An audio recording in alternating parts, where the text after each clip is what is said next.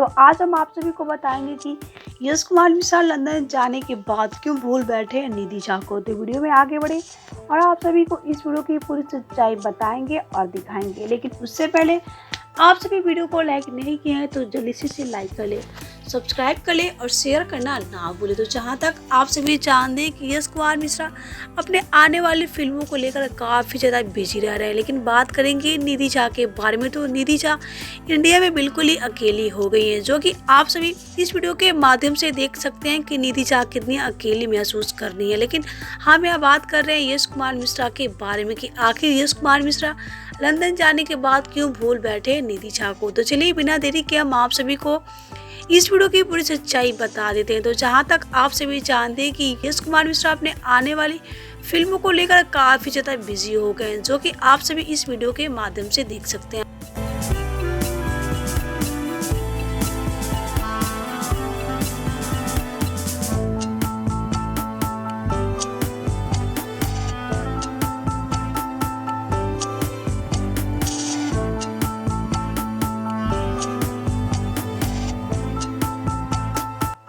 तो आप सभी को यश कुमार मिश्रा का ये वीडियो देखकर कैसा लगा हमें नीचे कमेंट बॉक्स में जरूर बताएं।